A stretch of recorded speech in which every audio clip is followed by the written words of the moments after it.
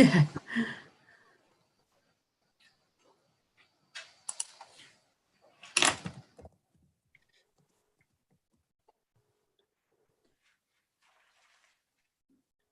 You'll give me the nod this time, Kate, will you? Because Yeah, we're now streaming live. good evening. Shall I start the meeting? Yes, certainly. Not everybody's here. Good evening and welcome to the meeting of the Audit and Governance Committee. Please note this meeting is being streamed live to the internet. Please could all members ensure that their microphone is set to mute unless they are speaking to reduce any background noise. It is important to remember that you may only speak when called by the chairman. Also, ensure any other devices nearby are switched to silent mode as they can be distracting. Please can all members keep their video on at all times. And if a councillor does lose connection, the meeting will be paused for a period of 3 minutes to allow that councillor to rejoin the meeting. If the councillor is unable to do this after 3 minutes, the meeting will resume and the councillor will not be able to vote on that particular item.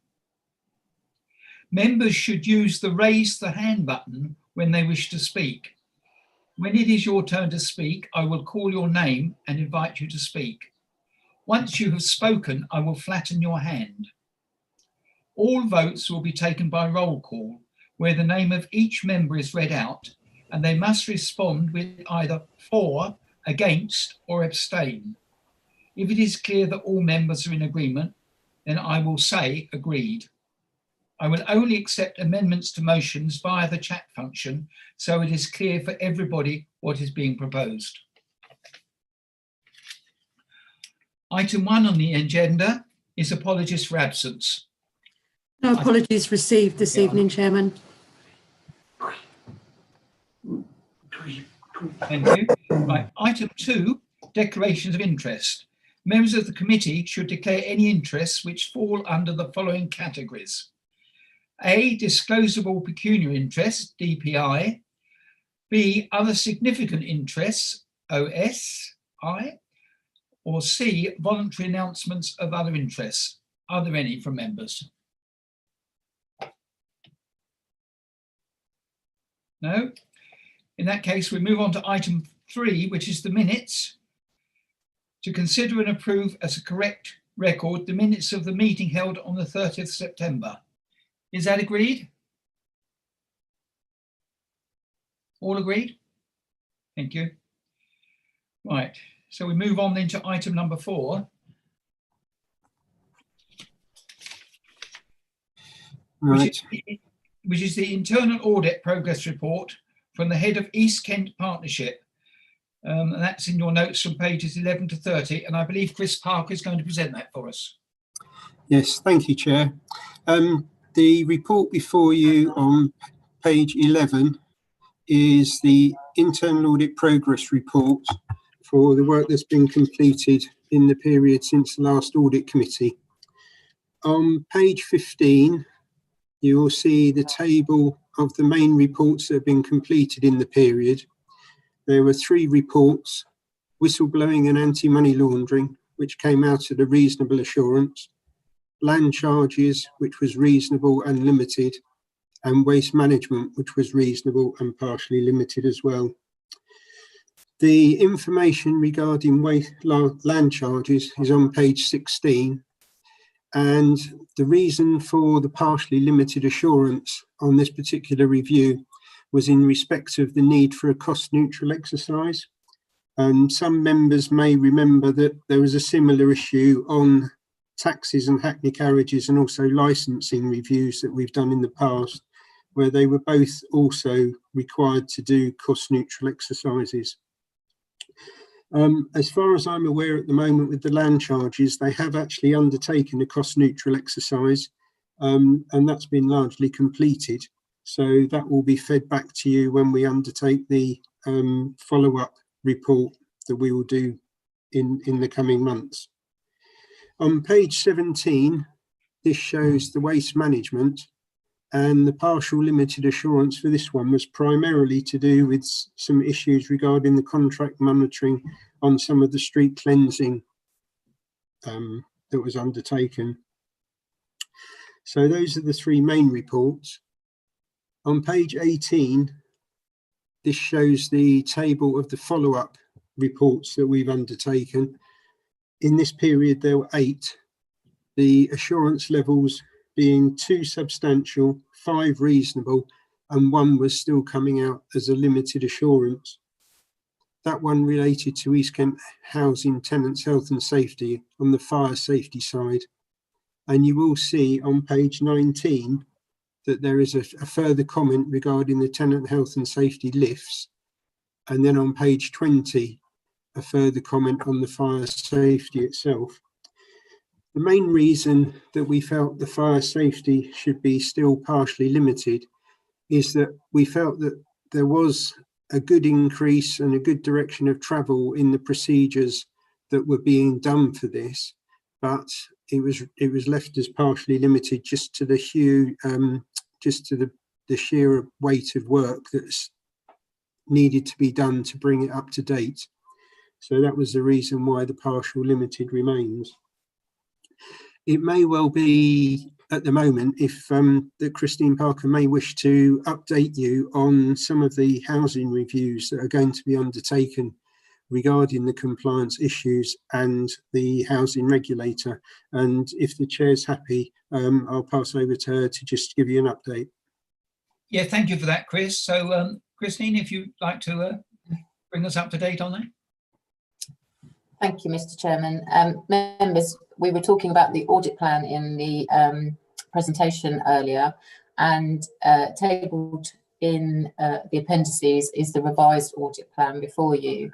You will note that 30 days have been brought into this year, and we intend for the East Kent housing reviews that remained incomplete, if you like, at the half-year stage, so where the council has taken on the responsibility for housing from the 1st of October. We are currently engaged in a 5-day piece of work to assist members of this committee and management to understand where you're at and kind of, are there any gaps? What direction are we heading in with this tenants' health and safety compliance issues? And then I've been meeting with the regulator and members of your management to agree the brief for the piece of work that will need to be undertaken in the new year to be able to provide the evidence to satisfy the regulator that these controls are embedded and robust, and that the volume of work, the backlog of work is now under control, and that they may step away. So that is the piece of work that will be carried out in Q4, and we will hope to be able to give you an update at the March meeting. Obviously, dates and drafting reliant on that, because it will be quite timely. We'll certainly be able to give you a verbal update at the next meeting as to our progress. But yeah, a lot of the pieces of work in this committee paper are of course reflective, and these are the responses to the follow-up when this was an East Kent housing responsibility. So from the 1st of October, the council has taken over the responsibility, and within the first 3 months, really, the council is saying, can we have a position statement from internal audit?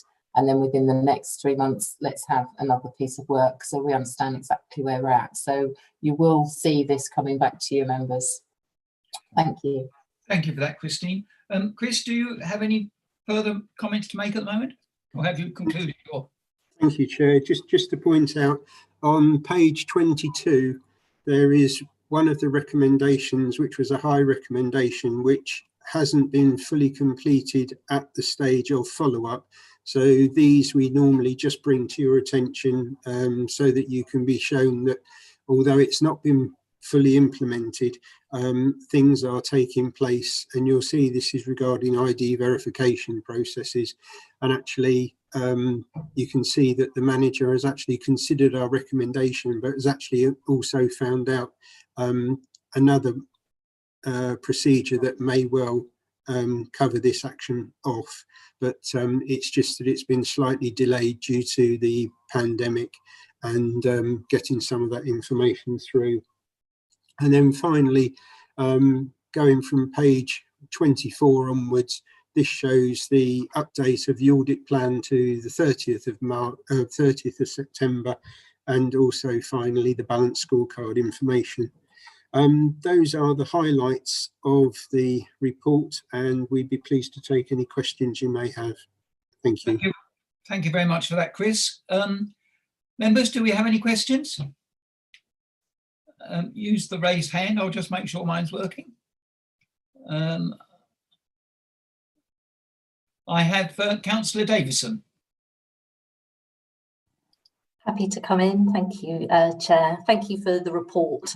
There's obviously a lot of information in here in terms of the work that's been taking place. So there were a few things to go through, if that's okay.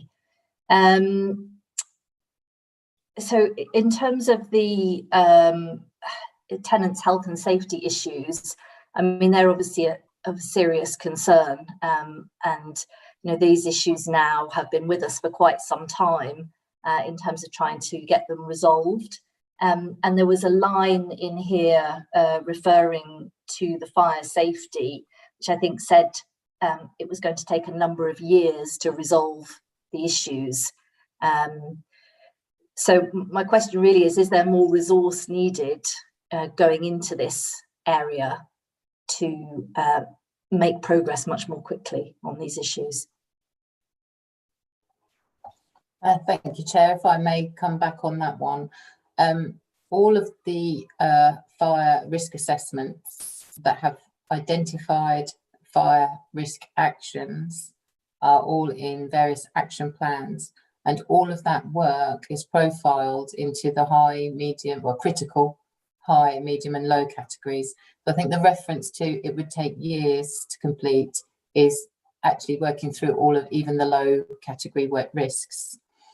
So clearly it is prioritised, and you'll know through the follow-up reviews that we have brought to the committee on electrical safety, which included the lighting, on the Legionella, on the gas safety, and now you're seeing the lifts and the fire safety.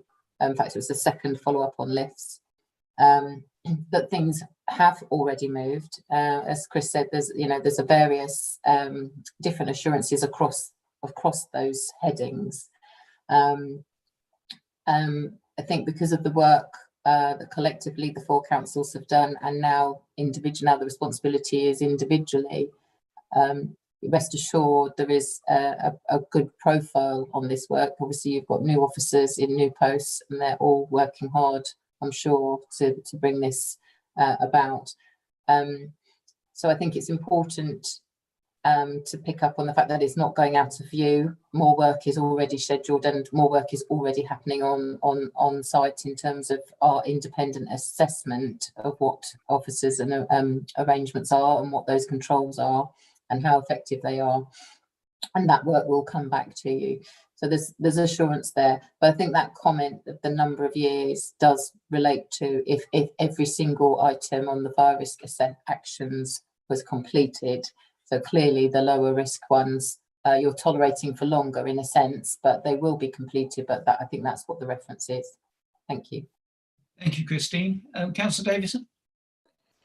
Thank you for that clarification and that information. I mean, I think it is concerning when we see at meeting after meeting that those issues still remain as significant issues that the council needs to address.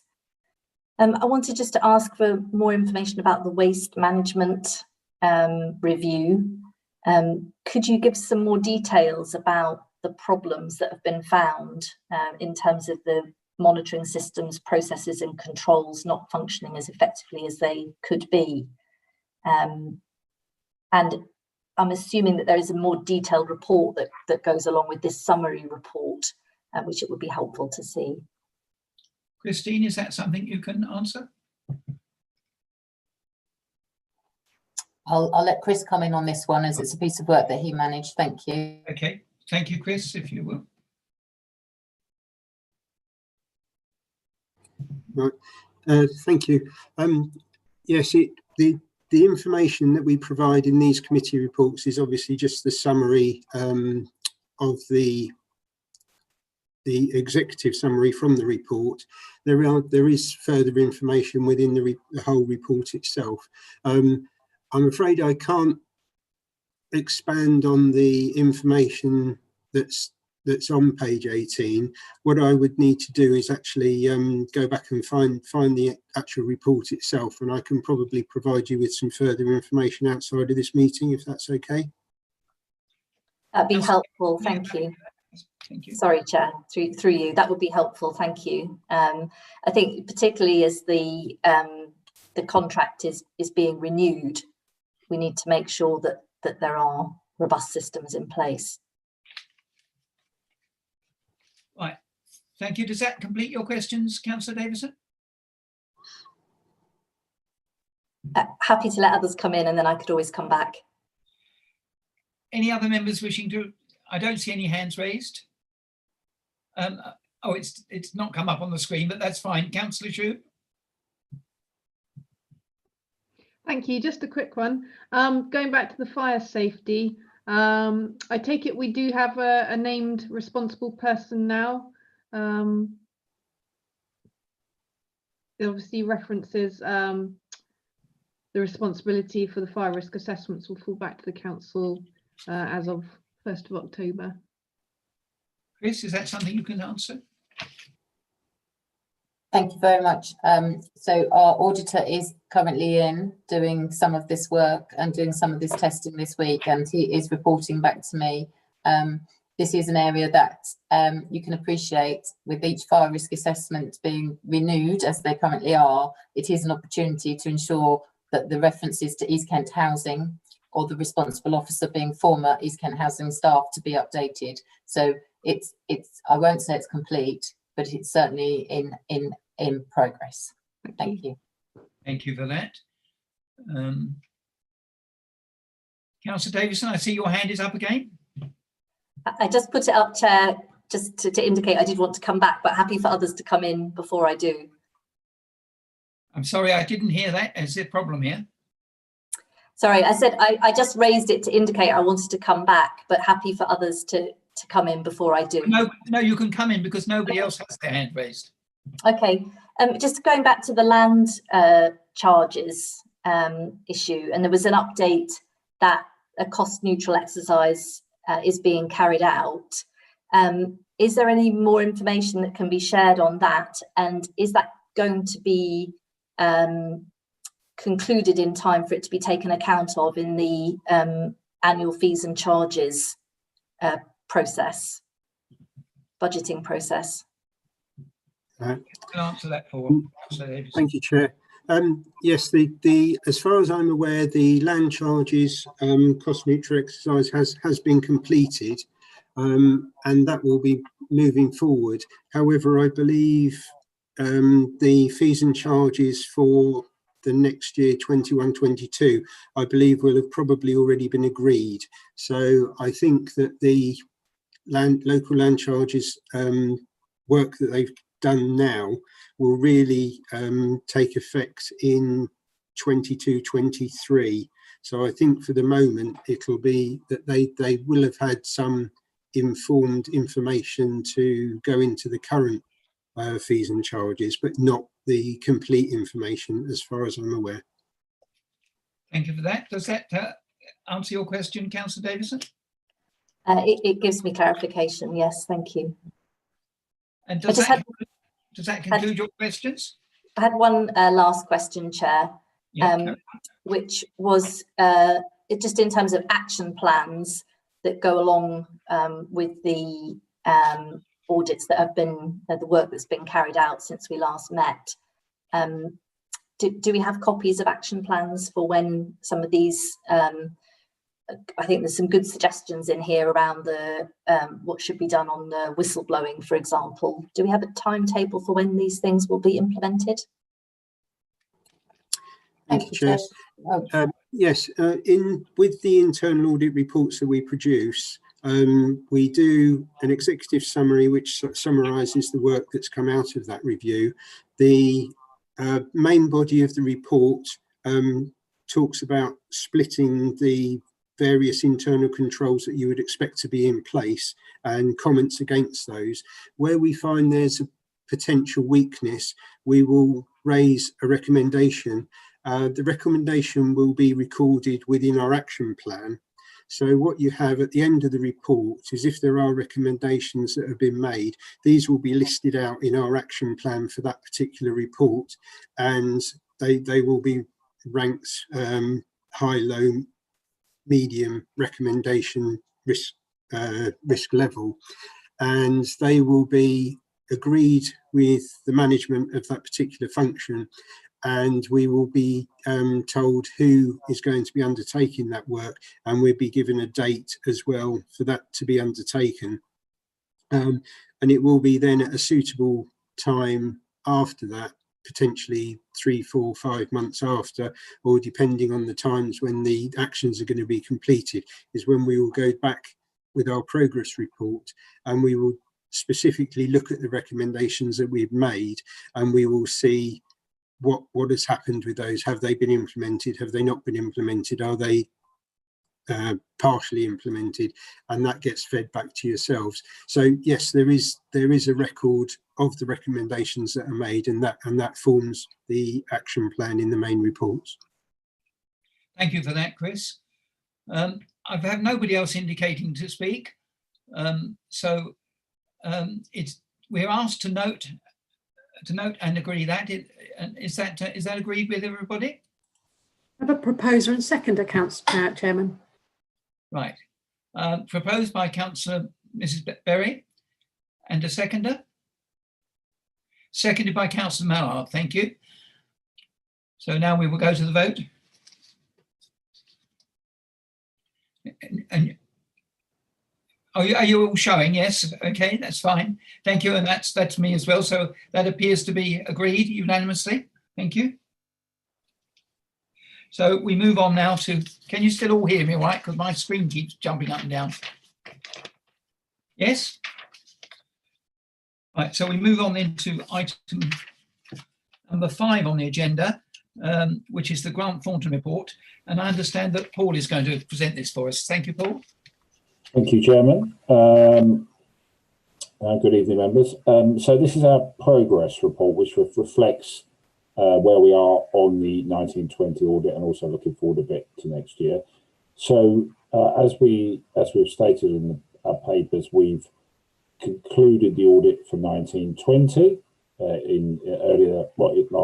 middle of last month, and we also at the same time concluded the audit for the value for money conclusion for 1819, which was outstanding due to the various issues related to East Kent Homes, which we've obviously heard about some of that tonight, and the various internal audit investigations into that. Anyway, that was concluded. That was concluded with a qualified value for money conclusion based on the issues that the members are well versed in. And having been said, though, moving into 1920 was given an unqualified value for money conclusion because of the progress that had been made by the council in addressing the issues arising from the reports. In terms of the financial statements, we issued a financial statements and qualified opinion on November 19th.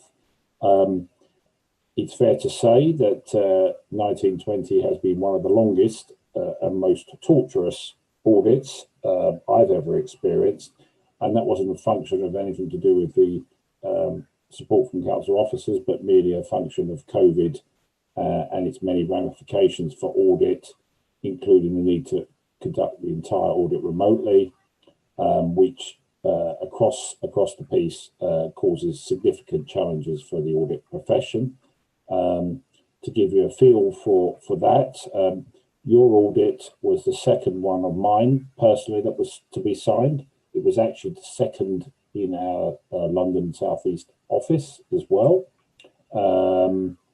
We have now signed, the deadline was November the 30th. As at November the 30th, we'd signed about 55% of our audits, which is a much lower figure than normal, all of which we pretty much, apart from some technical challenges at some audits, related to the impact of trying to resource audits and deliver audits in the COVID environment. And obviously that's led to additional costs on our side. And obviously we'll be coming back with our annual audit letter to reflect the full fees for executing an audit in this environment. That having been said, the support from council officers at Folkestone Hyde was excellent to our work and enabled us to actually finish earlier than we did at most other places. So that was really positive. The one outstanding thing from our audits has been the objections. There are objections to the 18-19 accounts, which we're still looking to resolve. And obviously we should be able to report back to members at the next meeting how we've addressed that issue. The only other thing pointing forwards to 2021, it's just worth mentioning the value for money approach. The National Audit Office issues a code every 5 years requiring auditors to carry out particular value for money functions. The National Audit Office has decided that the value for money work carried out by auditors needs to be ramped up. And so next year, or in 2021, we'll be looking at 3 very specific aspects of your arrangements: financial sustainability, governance arrangements, and achievement of economy efficiency and effectiveness. So this time next year, or hopefully earlier, you'll get a very specific report covering all of those areas for your council, which will be separate to the report on the accounts. The rest of our report covers the various local government. Can I stop you for one moment? Yes. There appears to be a lot of background noise. I don't know if anybody else is picking that up. Sorry, Chair. Sorry, I've dealt with that now. Right, thank you. Continue. I was just worried that members weren't able to hear you. No, sorry, thank you. Yes, and therefore, yeah, so that's the big issue for us, the value for money conclusion, big thing for next year's audit. The rest of the report covers various sector issues. So happy to take any questions on the report from members. Thank you very much for that information, Paul. Members, are there any questions? I'll have a look. See if anybody's raised their hand. I don't, unless my screen is playing up, I don't actually see any hands raised. Oh, I do. Laura, why did I think that you wouldn't be asking a question? Please carry on. I paused for a moment, Chair, to see if anybody else wanted to come in. Very considerate. Thank you. Paul, you mentioned the review, the Redmond review. Yeah.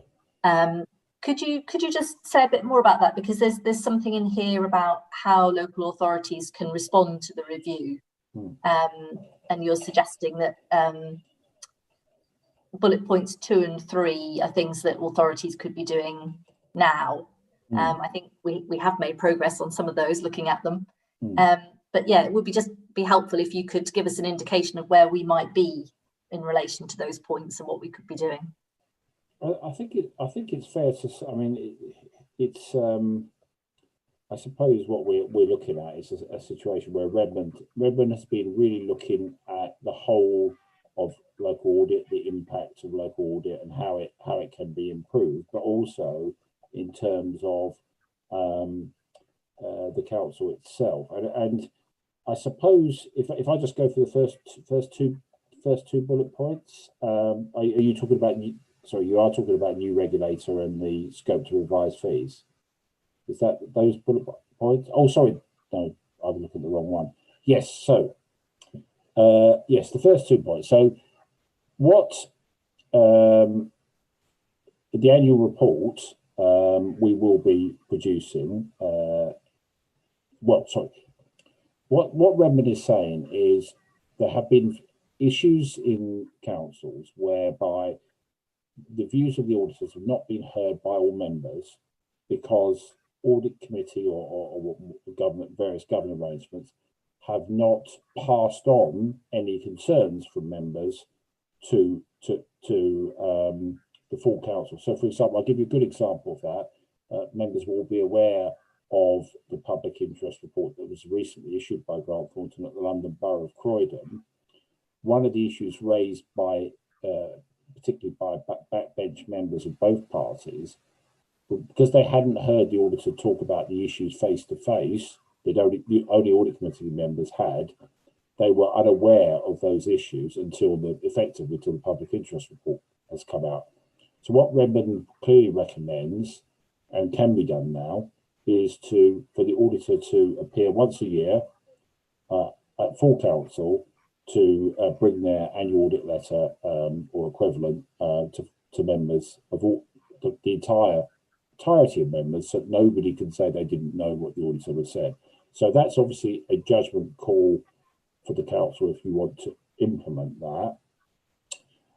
There are very few councils who actually do that. It used to be very common, but it's very few now.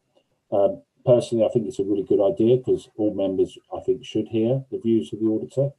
But obviously that's for you to decide as a council whether you want that to happen. Independent member, obviously I understand you've now arranged for an independent member. I think that's really important. And again, if I give an example from the London Borough of Croydon, their members weren't particularly well qualified to understand, at the time at least, they were well qualified to understand what the auditor's reports meant. And for example, in 1819, the auditor gave an adverse value for money conclusion because of the finances, and the level of scrutiny and challenge to that wasn't good enough, quite frankly.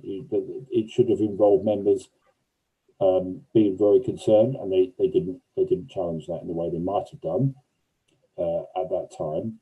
And therefore independent members are helpful, because it's obviously expected that independent members with good background of accounting would be clear on what these things mean, and therefore what needs to be done by council officers and others. So I think you've obviously addressed the independent member, and I think on the first one that's for you to decide, but certainly from our side we'd be more than happy to attend full council to give our views on the audit. Thank you for that, Paul. Councillor Davison, do you wish to come back? Well, I don't know about bullet point 3 there. Is that happening at the moment? Paul? So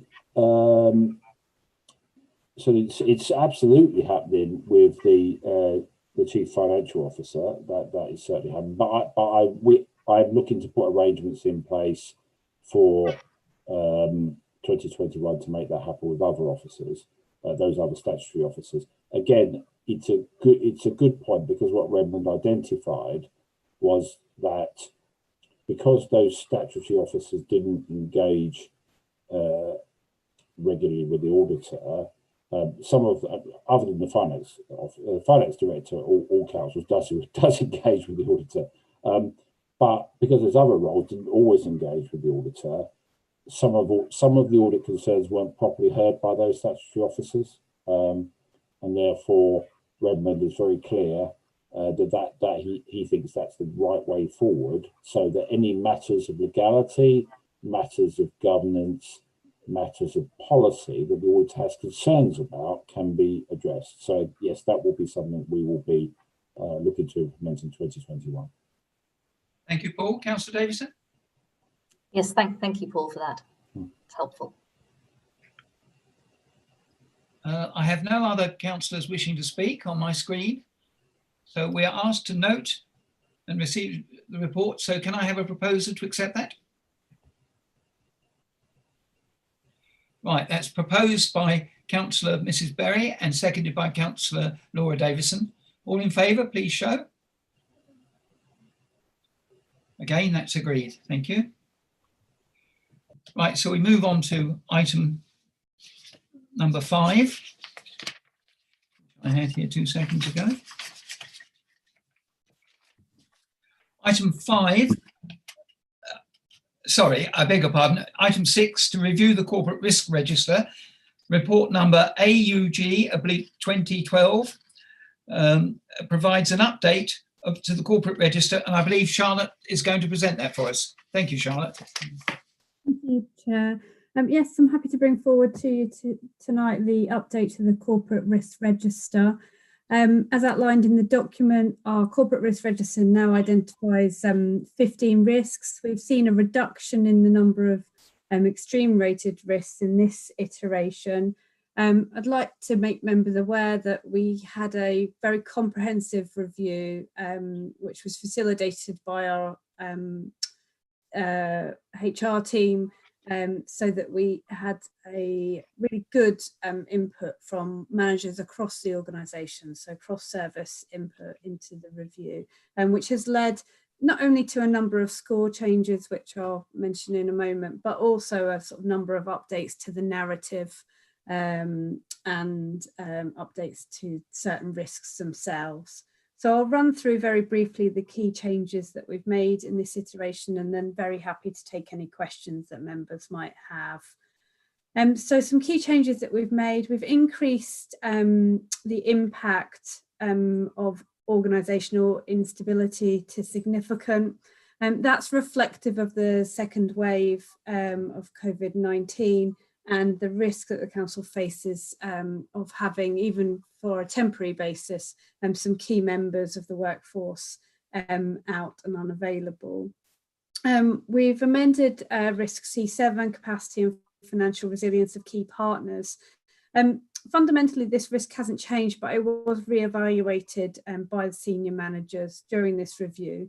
And it's now considered a high level of risk to the council.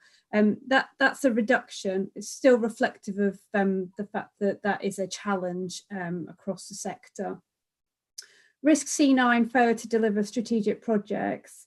The likelihood of this risk has been increased, and that's just reflective of the number of projects the council has ongoing at the moment, and a piece of work that we've got underway as a corporate leadership team to consider the resources and skills that we currently have in-house and that we need to seek in order to deliver on key projects.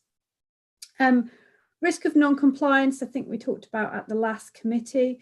That has been reduced slightly to reflect the improvements on the compliance environment that Christine referred to earlier in the meeting, and the return of the housing service to the in-house provision.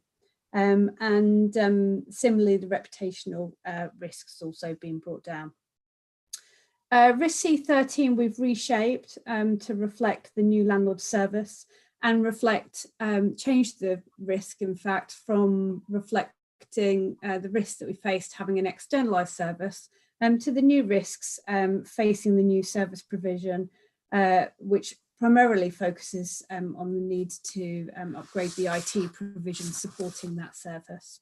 And finally, we've added one risk, C15, around the climate emergency, which is a risk at moderate level, and it considers the challenge of the zero carbon agenda and the work that the council has underway to manage this. We are due to review the risk strategy and process, and I'll be bringing that forward to the next meeting of this committee for your consideration before it will go forward to Cabinet later in March next year. Very happy to take any questions. Thank you, Chair. Thank you very much, Charlotte. Members, are there any questions?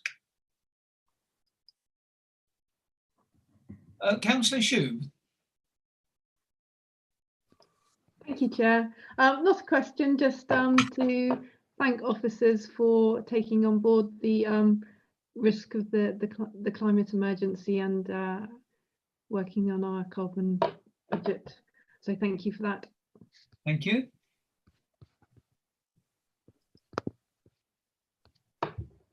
Councillor Davison. Thank you. Yes, it was the medium-term financial uncertainty item. Obviously, there've been some amendments to this, given the circumstances. But I don't know whether the officer can share any more information about what it says in terms of fundamental review of detailed budget currently underway and awaiting outcomes of the spending review and the local government finance settlement. They seem, very significant kind of potential risks there. Yes, certainly through the chair. I'm happy Yes. to respond. Thank you, Charlotte. Thank you, Councillor Davidson. So our budget cycle commences, as you'll be aware, with our review of the medium-term financial strategy. That was a very fundamental review that we undertook this year in light of the wider economic circumstances that we find ourselves in and their direct impact on the COVID, on the council's own financial position. You'll be aware that we considered the medium-term financial strategy at full council, and that anticipates over the course of its term a deficit of around £13 million. The next step in our budget process is to consider the budget strategy, and that's coming forward in December to Cabinet for their consideration. That looks at headline growth and savings that the council's been able to identify to seek to address the medium term, or the coming financial year of that strategic medium term financial picture that we're facing. And a good number of savings have been identified by officers through that process. So that's been an encouraging process for us. We build our budget annually in a very detailed way from the base upwards. And that's what the fundamental review of the detailed budget that's referred to in the proposed actions. So that piece of work is well underway, and we'll be bringing it to the Finance and Performance Subcommittee in January for their consideration.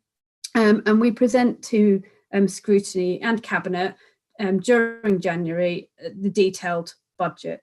That detailed budget will build on the budget strategy work that's going to be considered in December.